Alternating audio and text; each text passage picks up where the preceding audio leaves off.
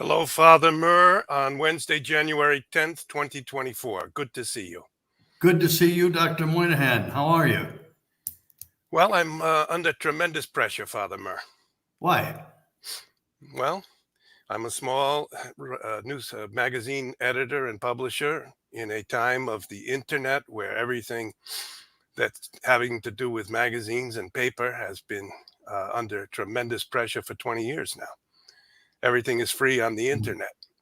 At the same time, the crisis in the church is deepening in a kind of tragic way, to the extent that human nature itself is now in question, and morality, what is good and what is evil, is in question.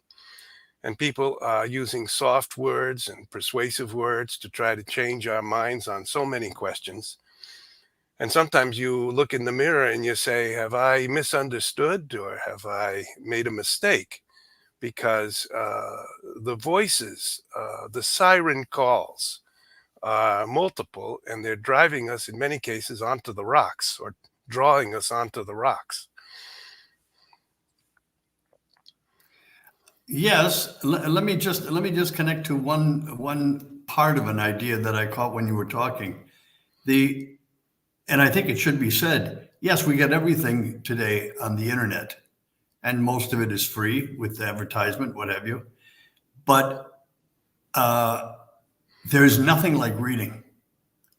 There's nothing like reading to really gather information and to review it in your head and to collect it, to keep it safe. Reading is like, there's no comparison. There really is no comparison. When you want to be serious about something. I noticed just this, Robert, and I think I've mentioned it before. When I'm driving, I have a lot of books on tape. Very good books. I mean, good books that I'm really interested in. And they're beautifully done, beautifully programmed, presented. I find I'm driving from one place to another. I don't understand what I couldn't tell you what the last chapter said. I get distracted. You're driving. And I think this is what happens when you're just listening and you're not reading the information.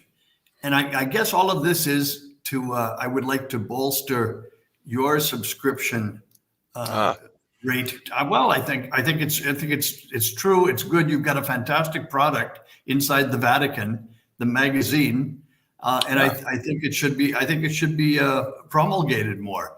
And people should. The articles are great, and what I'm saying. When you read something, you really have it. It's not simply like hearing. Hearing is very good. We learn, and we're also entertained by hearing, right? But reading is different. Reading is different. It's a different source of knowledge. It's a different incoming of knowledge. And I just think you've got such a fine magazine, and it's true. I'm not just saying that. It really is fine. It should be circulated more, and more should be made of it. That's all. All right, Father Murr, then I'll repeat what you said, that we would love to have more subscribers, and it would help us a lot. And so if people could get one subscription or even two, and we'll give a discount, because we just want people to read, and we even want a certain number of our print run, which helps us. And if we start falling below that number, it gives us further problems. So we would love to have more readers. And if anyone wants to contact us or wants to know where to go, we have a website called InsideTheVatican.com, and in there you can subscribe to the magazine. You can also sign up to the letters I send out for free, which talk about some of the same things we're talking about on this podcast. Right. So as I was thinking this morning, and this relates also to the pressure, I received an email from a priest who works closely with people in the Vatican, including Cardinals. And he said, what can you do to help Pope Francis? And he said, what can you do to support him against all the attacks he is suffering?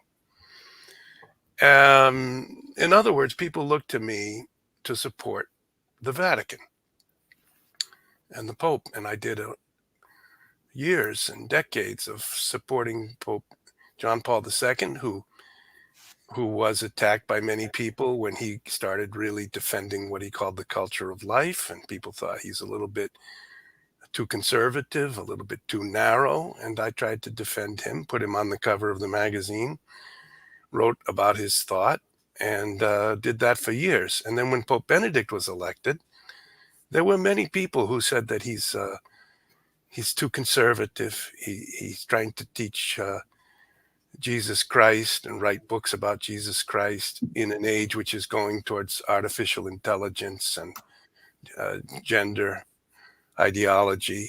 And so I tried to defend him and explain how his thought was suitable for human beings and how it led not to misery, but to greater, deeper joy, and finally what we call salvation. This is life, not death. And then Francis was elected, and I continued as best I've been able to do in these years, but it's been a difficult decade. We have a comment here, Antonio. What a very delicate position to be in now for us who understand what's going on. Okay, precisely. And maybe we don't understand fully what's going on.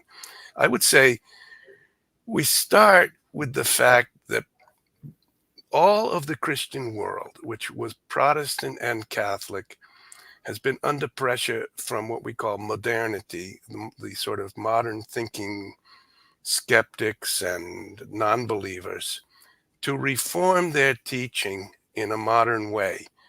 And one by one, the Protestant churches seem, even though they were quite strong 50 or 75 years ago and quite supportive of family, etc., step by step, almost all of them have given in. Some of them have split.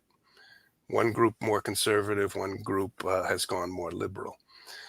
We've seen this in the Anglican Church and many of the other Protestant denominations. The Catholic Church has hung together here, but certain fissures have developed. We consider ourselves the more progressive Catholic or the more conservative Catholic. And why I bring this up is that the world in general, the kind of powers and principalities, the wealthy, the minds behind a kind of post-Christian world have used the universities, the media, the advertising, the film industry, everything they can to bring pressure on these religious-minded groups with great success.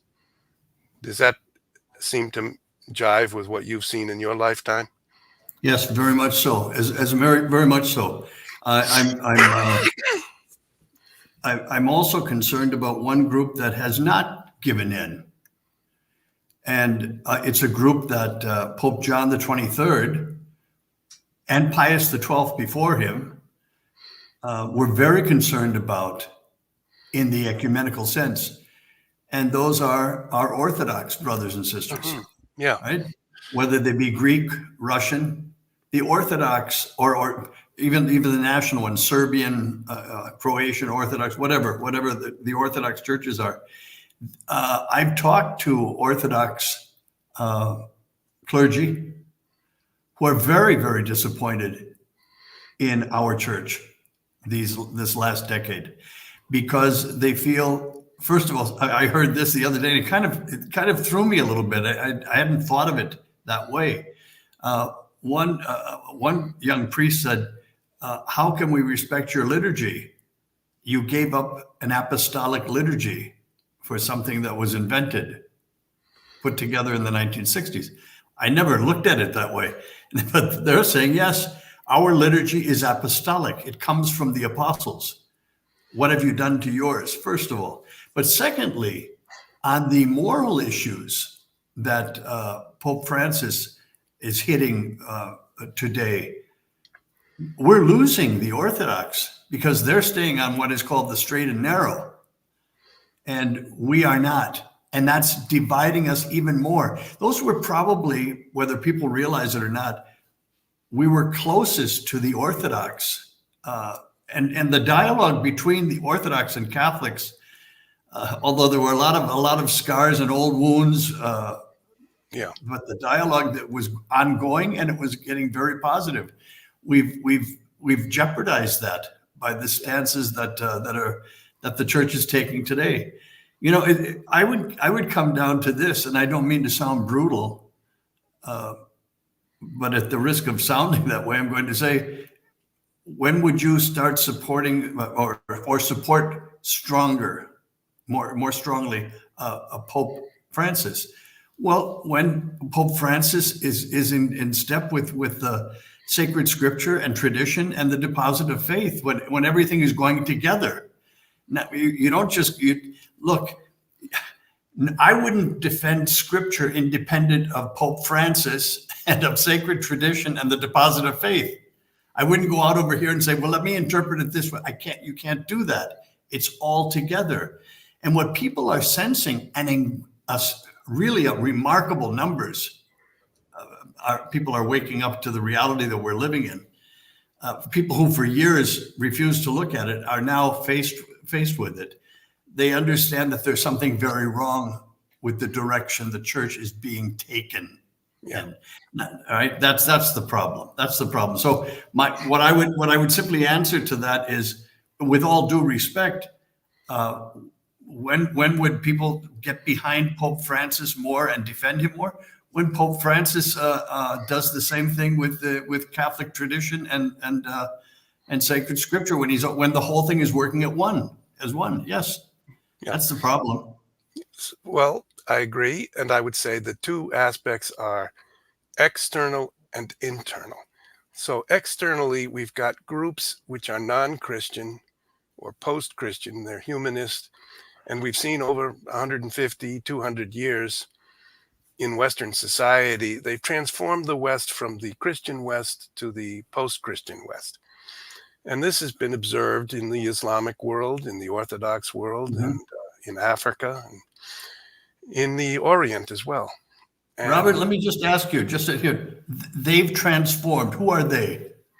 I would say there's certain groups that were intentionally fraternities. We would call them Freemasonry. And there were intellectual groups. And then beyond that, there were economic and social designers who wanted a kind of detachment, as if you're trying to draw some moss or some mollusks off of a stone in the edge of the sea, and you're trying to clean the stone. They felt the stones of our humanity were encrusted by old traditions of family, patriarchy, nationality. So these were international, post-patriarchal, this is women's liberation, and technologically somehow orienting humans away from a kind of organic connection with the seasons, seed time and harvest time, planting and harvesting, having sort of festivals, which were mirrored in the festival traditions of the church and also of the Jewish calendar. Would you also agree that the church herself participated in that? I'm not sure which. Well, if you're talking about we've lost Western civilization. Let's put it simply. We are losing Western civilization. I think there's no doubt of that. That's not even a discussion anymore. We are losing. We have lost great parts of it. We're losing more. Does the church have any responsibility in that? Yeah. Okay. So if externally there were factions and alliances that wished to transform society in a post-Christian direction, and they did writing, they launched political parties we could call communism was one of those groups, and which then took over in the Soviet Union, where there was a strong Russian Orthodox Church, and they almost eliminated it. They arrested everyone, put them in gulags, destroyed 20,000 churches. We often forget that Russia went through a restructuring, we might call it, in the 1920s, and it was de-Christianized. Yes. And it was officially made atheist country. And now for the past 30 years, and we tragically have a conflict now among people from that region, the Russians and the Ukrainians fighting each other, with other NATO powers involved and selling a lot of weapons. I think it's a tragedy. I think the war should cease. And I agree with Pope Francis on this. And, but that's a part of a larger picture. You asked about internally, inside the church, and this gets to the question of infiltration, the book by Taylor Marshall. And the question of factions in the church, we might call them the modernists, going back maybe 130, 140 years. Mhm.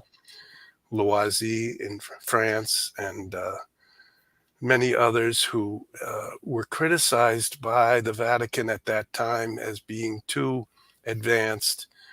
And their struggle was also there was a range between the more radical and the less radical modernists, we might call them.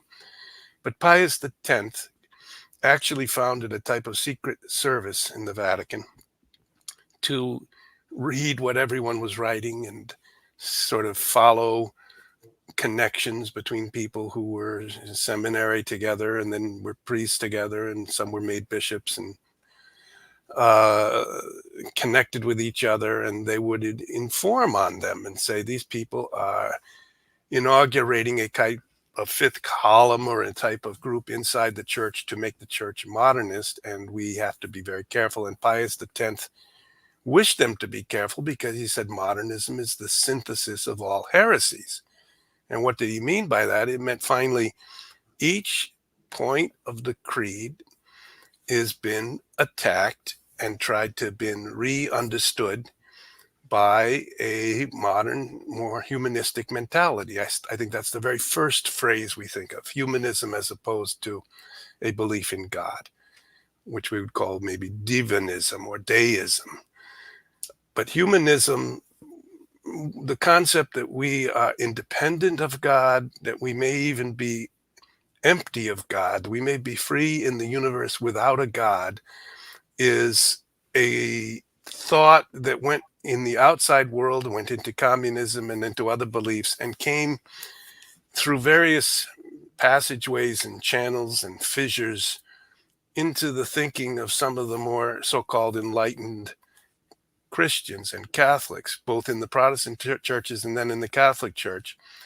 And they were always very humanistic, saying human desires and human passions and human. Well, they were humanistic. They were humanistic in the sense of the French Revolution and Rousseau in that, but they Yeah. were also very much based on sentiment, and modernism is based on sentiment, not necessarily. Well, then they put it into they try to present it reasonably, but it's based on feeling. And Pope Pius X, when I was a young student in Rome, 170, 180 years ago, when we were reading about Pius X and his encyclicals against modernism, explaining what it was, and then the condemnation of it, I really wasn't paying all that much attention because I said, well, that's past, it's done. He dealt with that in the last century. It's over and done. No, when I reread what Pius X and Cardinal Mary-Nerval wrote for our consideration, theological and philosophical consideration, it reads exactly what's happening today. It is what's happening today, amazingly so. Yeah. Okay, I'm sorry, go ahead. No, I would say if people really, people do understand this already, but really it's good to go back and once again, it has to do with science. And science means knowledge, and it has to do with knowing things. And knowing is a little bit different than faith. And it has to do with science and knowing over against faith. And it has to do with power. It has to do with power over nature. The modern experiment is an experiment of man to wriggle free from all restrictions on what he can do and what power he may have, whether it's over nuclear energy or over our genetic code, changing our code and maybe making superhumans. All of this is so-called science, but science itself originally was a stepchild, or really a wonderful child of the Christian concept of the reality of the world, uh, uh, made understandable, made reasonable by the Logos, who was incarnate in Jesus Christ. The Right. Logos, and being the Word of God, ultimately, the Logos is the Son of God. But what it was is that our material world is not just volcanoes and radioactivity and weather patterns and huge tidal waves.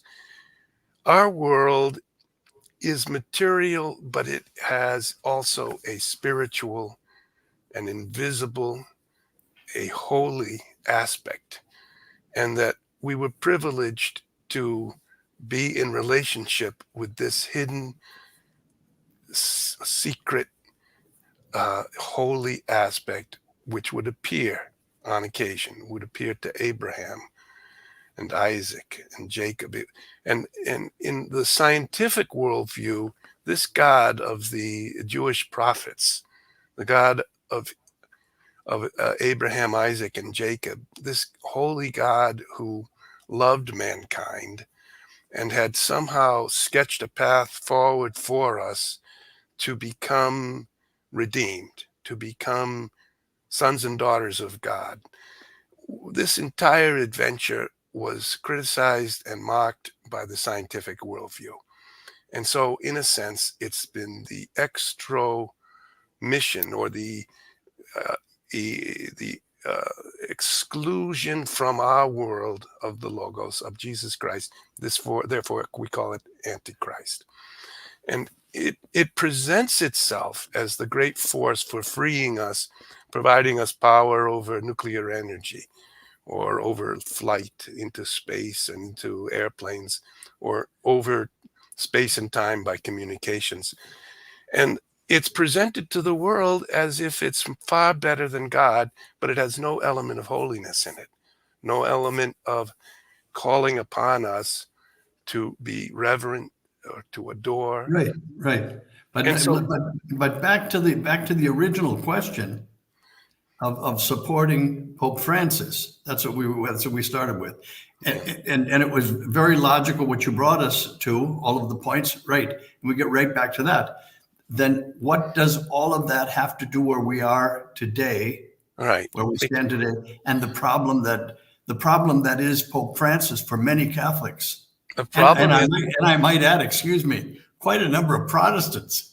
mm, And again, not to mention the Orthodox who are beginning to percolate on the subject. yeah, I mean, obviously we could speak for hours. And so I'll try to synthesize, but perhaps I'll do it too quickly, and therefore I may make a mistake. But we have this group in the church, the progressives, under Cardinal Martini. We connect them with a group called the San Gallen Mafia, which was really just a 15 or 20 bishops who were more progressive. They used to meet in San Gallen in Switzerland every year, already back in the 1990s. Yes, and if I may make just a parenthesis, all of them made bishops and sent to places where they would automatically be made cardinals by Sebastian Cardinal Baggio, prefect for the Congregation of Bishops, who, as Cardinal Gagnon already told three popes, was a Freemason. Yeah. This is the San Gallen Mafia. This is the nucleus. The original group were all cardinals made by Cardinal Baggio. Right. So And this is the right off, top. we're beginning with an ideological difference between Catholic and non-Catholic. Yeah. And this was the book that you wrote, Murder in the 33rd Degree. Oh, I didn't want to mention it. Yeah. Which has become a bestseller, but it deserves being read. And it talks about the death of John Paul I, who was one more Italian pope in 500 years of Italian popes. And there never was a non-Italian. And he was going to be a reforming pope, and he died in 33 days. And one of the great things that you talk about is a struggle he had with a very powerful cardinal named Sebastiano Baggio, who had been placed in there already under Paul VI. And these people are not alone. They have a close friend, a second close Right. friend, and they have some friends, say, in Italy, for example, with the Italian government. There were groups in Italy. There was one group called Propaganda Due. They called it P. Due, which was admittedly acknowledged to be a group of Freemasons Oh who yeah, were, they were a Freemasonic lodge. yeah.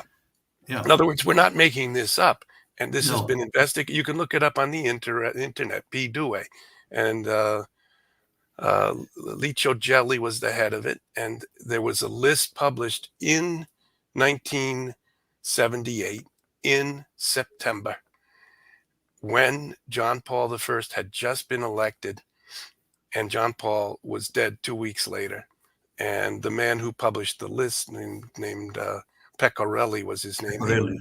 He had a little magazine that he ran, and he was shot to death in his car in Rome in March of 1979, I believe, just 6 months after. But Robert, I'm getting you off. I'm getting you I'm off. getting me off track. No, So, I didn't mean to. I didn't mean to do that. To throw that one at you. To get off subject. Let's get back on subject. well, no, the subject is this, that I was going to skip over it, but since time is passing by and anything could happen to us, I have to say this. We've made a myth and a legend about Vatican II. And everyone at Vatican II knew there was a tremendous battle going on. Every day, every week, and every month, they knew that there were some more conservative people, more liberal people. They also knew that the Pope had said, this is a pastoral council. It will not determine any doctrinal alteration or change of any sort. We will not anathematize anything. We will use the medicine of reason to try to prepare to teach the world our traditional faith in a more effective way. That was what Vatican II was intended to be. Everyone agrees on that. However, there were global powers that wanted the church to be less traditionally religious and be prepared to be a handmaiden, as it were, of the powers of the modern world. And they wanted a revolution in the Catholic Church. They Even wanted a revolution in the Catholic Church. Yes, absolutely. Yeah. As a matter of fact, various of them called Vatican II the Yes. French Revolution of the Catholic Church. Yes. However, here's the point. They weren't suggesting, at least at that time and in past history, they didn't come out and say it. They weren't suggesting setting aside sacred scripture, setting aside apostolic, the deposit of faith, setting aside traditional teaching. They weren't talking about that. They were trying to work in that context. I think a lot of people who've contacted me, and many of them are priests, are concerned because they feel that this pontificate in particular is not dealing with the whole, but rather with an agenda of one man or of a group of people. This is the problem, and that I think that's what people are upset about. And when people ask, for example, in the Vatican, I had a contact with someone, a Monsignor in the Vatican recently, he was expressing more or less the same concern. People are against the Pope, and it's the Holy Father is upset by this. What can we do to eliminate this? Well, my suggestion would be that the Pope get back to truly honoring sacred tradition, the sacred scriptures as they are, the teachings of all of the fathers of the church. Get on board with all of that, rather than being out here his own voice with a private agenda. People just aren't buying that. This is the problem that I see, and I see it also dividing more and more and more the church, dividing with every passing day. It's sad. It's sad. It's alarming. Tragic. I think it's tragic, and I think we need to find an answer. And therefore, this morning I was coughing for about an hour before I got on the phone, and I'm a little bit red in the face. Okay, we have someone here from Edinburgh, Scotland. I haven't, and someone from Wisconsin. So we got the old world and the new. Canada, wonderful Canada, Donna Eberly. Aitna Murphy from Ireland, lovely picture. Another, we have this Marine apparently joins us occasionally. Good morning from Cole, Oklahoma. So, it's not early in the morning in Oklahoma. Stephanie from Germany. So we have a kind of cross section. Someone from Belgium. Monroe, Georgia. Deborah, thank you. And Richard from Cleveland, Ohio. I know Richard. Good to see you, Richard. Richard Jesse from Essex, Vermont. Thank you for joining us. Yeah, we're just doing this to show you you're not all alone, and we are a small group. It's Ganon. That was the name of Cardinal Ganon. Yes. And someone from Michigan. Okay, wonderful to see everyone here. Please like our program and please write to us. Well, Robert, I've got to tell you, you're saying that we have a small audience. We don't influence a lot of people. Last week we had 55,000 followers. That's not too small. Nothing to sneeze at, right? Okay, that's wonderful. Good. But so we really have the question, which is a kind of polyhedron in some sense. On the one hand, obviously, and Pope Benedict and John Paul were very clear. But Francis has claimed and said, I am a son of the church. I'm going to teach the church. I'm not going to teach anything against the Catholic faith. On the other hand, around him, there are people who have used their influence over him, his trust in them to, among other things, they tell him the Americans are kind of blockheads and capitalists, and the conservative American Catholics are actually not really, first of all, Catholics, but first of all, sort of pro-Americans, that type of thing, Trumpians. I get the impression that he believed that before he got to Rome. Yeah. And there is a problem in every country and in every political effort.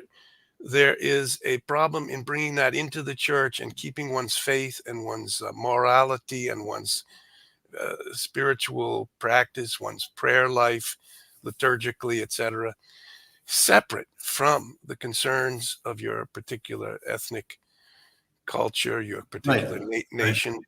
And so I'm concerned that we got this split. The Americans, the most fervent and traditional Catholics, seem to be out of favor now. I would like to bring them right back fully into the center. And I always say we must stay in the church. But there are people who are edging toward the exits, arguing that we've gone so far, especially with this latest document.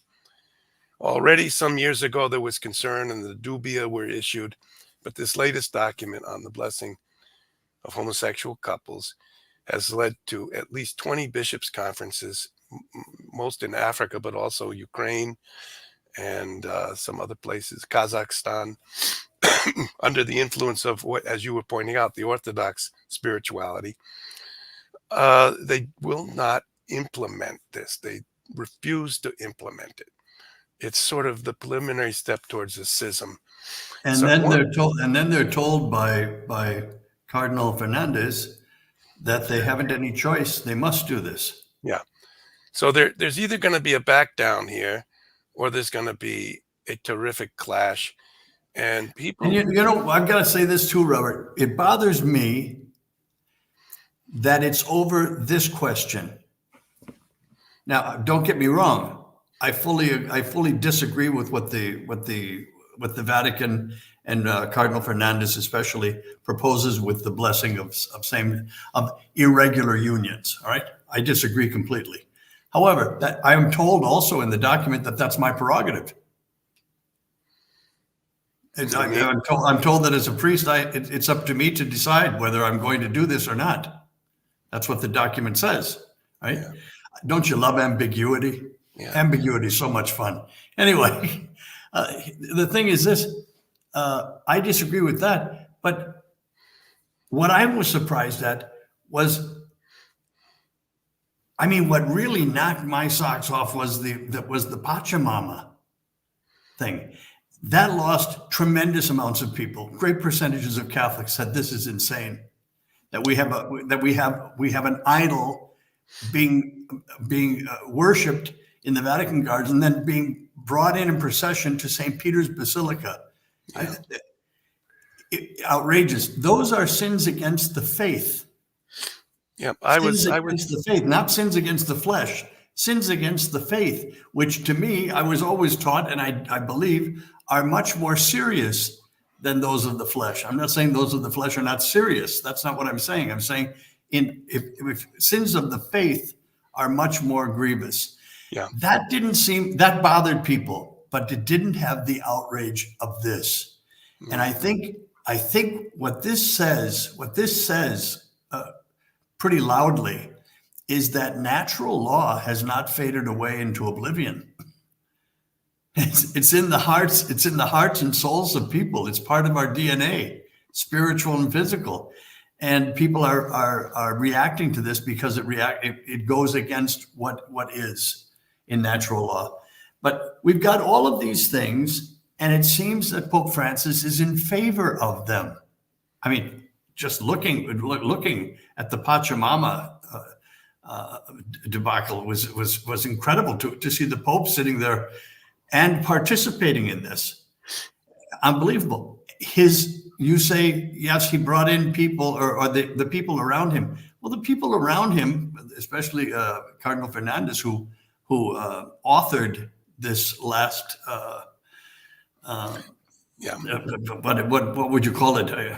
The last document on blessings, right? I think they called it a declaration. They called it the last declaration. Fine, quite a declaration. He declared himself. Yeah. Yeah. These are people that Pope Francis brought in. I could have suggested 10 other people for the job. Of course, he didn't call me. I think we can still recover, and I actually think we could win.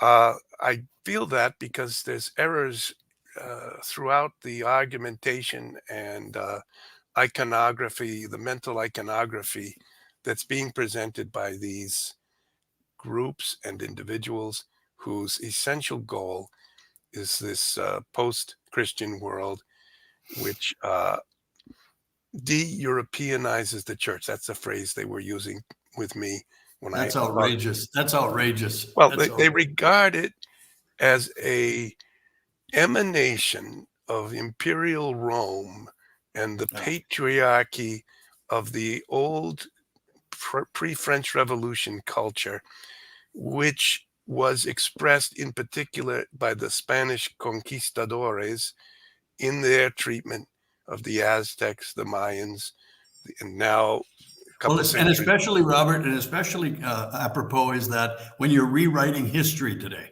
they're continually rewriting. But you're rewriting history. So I mean, for goodness sake. And your friends actually who talked about Our Lady of Guadalupe, and they wrote the beautiful book about all of Aztec sort of religious aspiration was for this flower world, which was this sort of completion of the partial beautiful world that they saw in Mexico at that time of the flowers everywhere. It was, if you will, it was Aztec theology. Aztec theology. And what happened was, just briefly, and this is what I'm saying has to happen, that all serves to understand Catholic or Christian theology. Yeah. But you don't absorb it into everything and make it part of it, because it's wrong. It's wrong. It replaces. Yeah. And Christ didn't come to be absorbed by Buddha or to be absorbed by a tribal belief system in wherever. He came as King of the universe. Well, what we're proclaiming is the kingdom of Jesus Christ. And not just the Spaniards, the French, the English did it too in the United States and America. Absolutely, yeah. Everyone, the Italians, everybody. So, so And right now, as it stands, probably the greatest hope for the Catholic Church is in Africa. I love this. This is fantastic. yeah, Yeah. no, the Africans are deeply spiritual, deeply faithful. Once they've entered Yeah, indeed. into the faith, they don't easily depart from it. There's every effort, of course, going to be made and is being made to find among them some who will accept the sort of more modern way. They're going to have one heck of a problem with that, trying to be successful in destroying the Africans' faith, because those same Africans, Robert, you know how people are easily wooed by money, right? Those same Africans have rejected billions of Americans, above all, American foreign aid and European foreign aid, because of the attachments of moral questions to them. They refuse to go that. They would rather not have the money. So, That, boy, does that speak strongly. Wow. absolutely, yeah, I respect them, and I would say that along the lines you've just spoken, there is a seam here of a argument that can be made, which could reverse the apparent victory, we might call them, of the cabal around Pope Francis and this sort of post-Christian. Uh, a lot of it is in the religious orders now, the Mm. Jesuits in particular.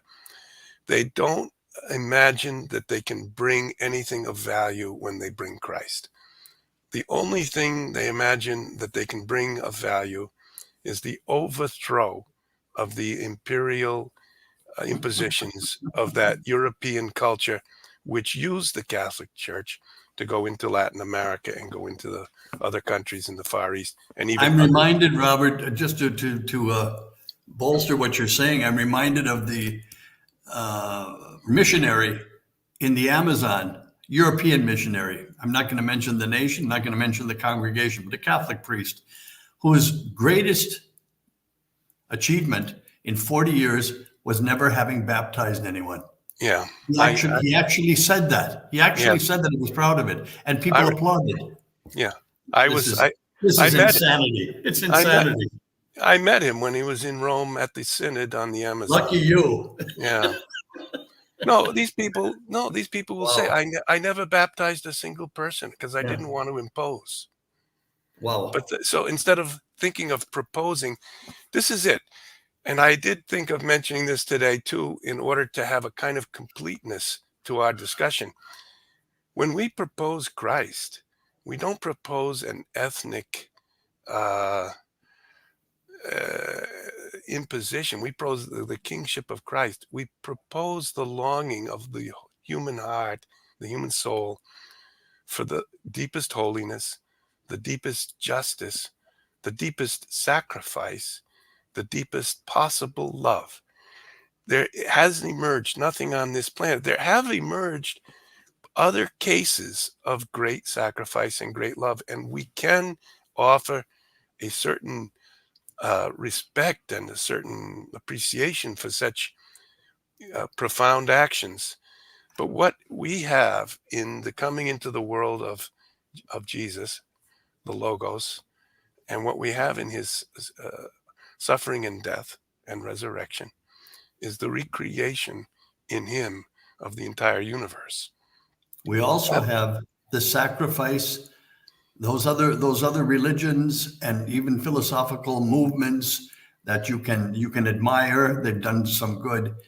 That's wonderful, but none of them have God entering into God's own history, saving man with the sacrifice of his son on the cross. This yeah, is sublime. No one comes near that. right. And so the danger we now face is that the description of Christ as a imperial patriarchal figure, in order to eliminate him, is a is an enormous danger. And we can't lose by being unintelligent about this. We've got to find a way to preach again in full clarity and in full respect to the entire historical record, the greatness of Christ and what he brought into the world. and how he defends human dignity. And what we're getting as we go towards this artificial intelligence, which will be programmed by, increasingly they're telling us they're taking the entire back, archives of the New York Times, for example, and they're plugging these into this artificial Well, intelligence. thank God we wouldn't want to be left out of that. Yeah. So are we sure that we'll have the scriptures? Are we sure we'll have the reflections and writings of Pascal or of Thomas Aquinas?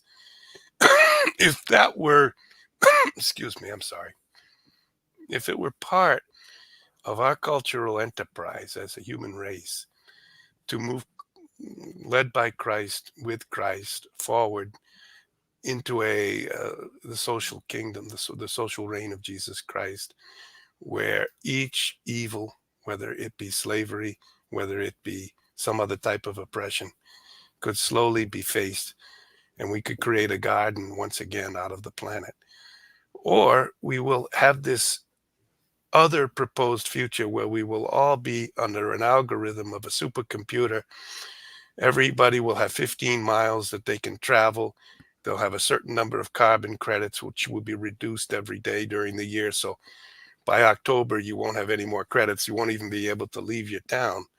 In other words, they're proposing a prison planet, and they're Yes. proposing it as a way to make us happy.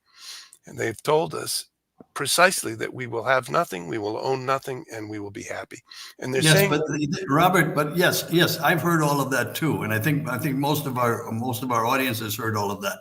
It's called ultimate globalism. yeah, And this is also a problem that people have with Pope Francis, because while they're not hearing him being Catholic in the full sense of the word, they are hearing him being global.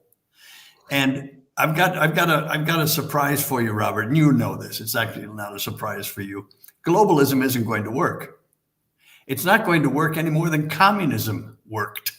Communism doesn't work. It doesn't work. It doesn't work. Anything that does not take into account the fallen nature of man doesn't work. If you think that the man is going to be repaired by what you put around man, you're wrong. Man has to be repaired from within. Only Christ can do that. The world is not going to do that, and globalism is not going to do that. And something else too. Never forget the human spirit. Don't downplay the human spirit. Not everyone is going to tolerate such nonsense, that we're all the same and we all get three square meters of land and we can stand straight on it and we can only leave our homes at this hour and that hour and travel. So, no, it's not going to work. It's not going to work. It's already not working. It's already not working. I'm not going to get into the politics of the pandemic, but it's not working. It is not working, and it's not going to work. Utopia doesn't work. We're looking for Christ to be the answer and Christ to be the king. That is the solution. That is the solution to all of the world's problems. Now, we used to have missionaries who were very devout and running out to all the ends of the earth, shouting that message and getting people to convert and to change their lives. We no longer have that. We're failing on many scores. But most of all, and I think I speak for millions of people, I know I do when I say this, we're lacking leadership. We're lacking leadership. This is the problem. Father Murr, could we propose you as a candidate to be the next pope? Oh my God, you remind me of something that Cicerone said, Cardinal Cicerone, did I ever tell you this? Somebody asked Cicerone seriously, when Pius XII was growing old, they said, Your Eminence, do you think there'll ever be an American pope? And Cicerone, who was could we say, a very proud, I won't say arrogant, but I'll say very proud Frenchman. Yes. He looked around and stroked his beard. He said, that would be very interesting to have a man guessing infallibly. That's what he thought of Americans. No, you don't hold your breath for that to happen. I'm telling you, but I will say this: you want a prophecy? I'll give you one. God is going to send someone great.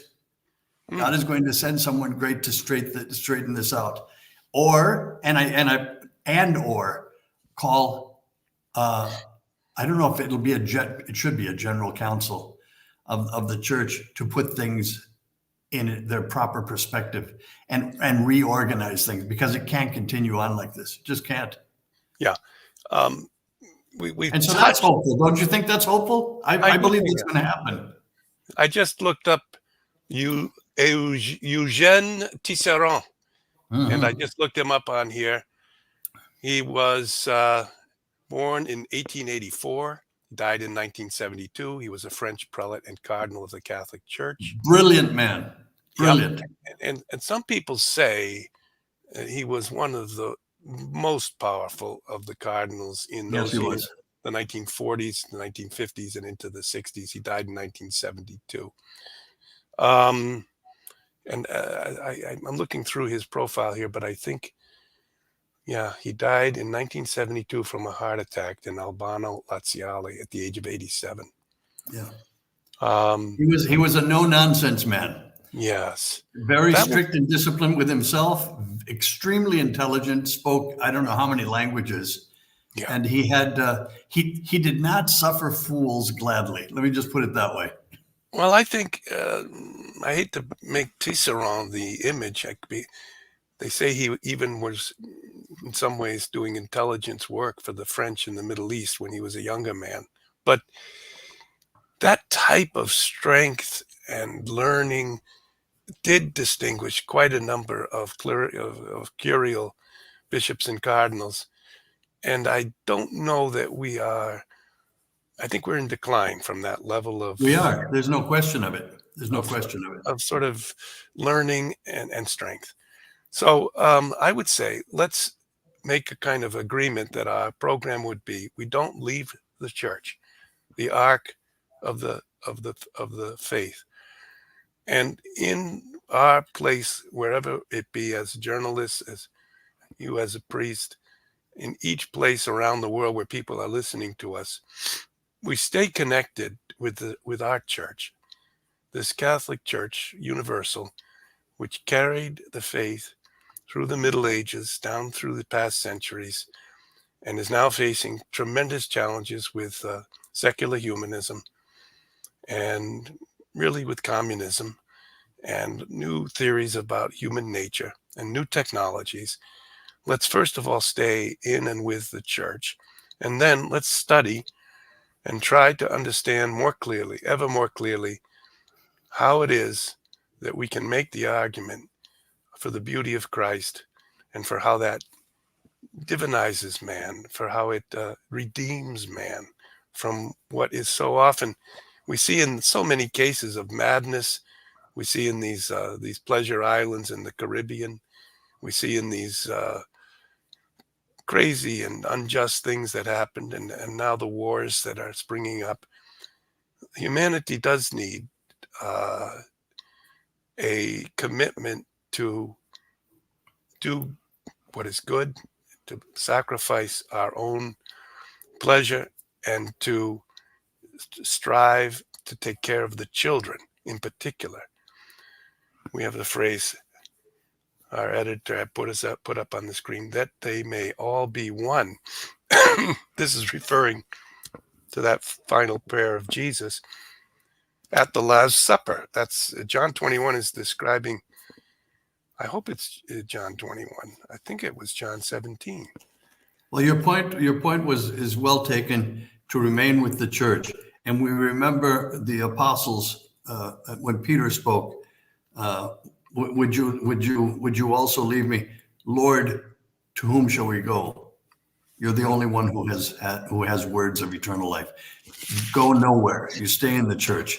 We need Yeah, people to stay in the church and to be courageous and to help correct what is wrong. and We then don't need. yes, I believe that, and I thank you for saying that. And step by step, we will find a way. And Pope John Paul II taught us and encouraged us to do this. Pope Benedict certainly did, and therefore we cannot now, even if we're getting a little older, stop carrying out. Who's getting older, Robert? Who's doing that? Well, okay, Richard writes John 17:21. So John 17 is the Last Supper. And Jesus looks at his disciples. He's lived with them for 3 years. And he says, I'm praying. Well, he actually addresses himself to the Father. And he says, Father, I pray that you may ensure that they all remain one, that they all remain united. And very shortly after, he hands the piece of bread to Judas and says, do what you must do. And then within hours, all of them abandon him except John and his mother, who come to the cross and they watch and pray. And behind that piece of bread, which is not the Eucharist, by the way, yeah. Behind that piece of bread that Christ dipped and gave to Judas, Scripture says, behind that piece of bread entered Satan into Judas. Strong words. Anyway, listen. I think we have to conclude this. Yes. Because I've got a dentist appointment that I'm off to. Okay. Well, we're going to come to, we're in 2 months' time on the 10th of March. Today's the 10th of January. February, March. We'll still be in Lent because Easter is the 31st. You're going to have a Lenten retreat in Spain. And I think we have 2 spots left. If people would like to visit with us for several days, go over some of the scriptures together and be in silence, and then visit some of those cities near where you are very quietly and visit southern Spain. This will be a wonderful way to prepare for Easter. Absolutely. And Father, I thank you so much. You've given me, with your good heart and your joyful attitude, I get a lot of strength and hope from sharing. That has nothing to do with me, Robert. It has to do with you. You've got the right stuff in here. You do. It's good. Listen, I congratulate you too. This program and inside the Vatican, everything is growing, and it's good. This is good. People are looking for answers, and I'm humbled by the fact that many of them look to us for the answers. When in our presentation of Jesus Christ as the answer, let me put it that way. But they're looking for us for some sort of direction. I find that humbling, but also encouraging. I would conclude by saying we were brought together by Cardinal Ganon. That's right. So you were close to him. You drove him into the Vatican. You lived in the same building. You knew him. And I met him in the 80s. Didn't know him well, didn't live in the same building, but had conversation, and then went to visit him just before he died. So we are somehow the boys of Ganon. We didn't. The Ganon Boys. They used when in my time in Rome, there used to be in the Vatican 2 different parties, political religious parties: the Baggio Boys and the Benelli Boys. There you go. That's what they were called. I Baggio Boys, I Benelli Boys. so Benelli and Marini and Ganon. Ganon was a man of complete rectitude. He absolutely. When they said when the Pope chose him to do the visitation of the Roman Curia, he could not have chosen a better person. Couldn't. Absolutely honest, hardworking, and a man of deep faith, and that's what you needed. And that's why he came out with the study he did. One more time, I'm going to ask Pope Francis, please release the dossier of Cardinal Ganon. Release his visitation to the Roman Curia. It's almost 50 years ago. Let us see what the problem was back there, because it reflects deeply on what's happening still today.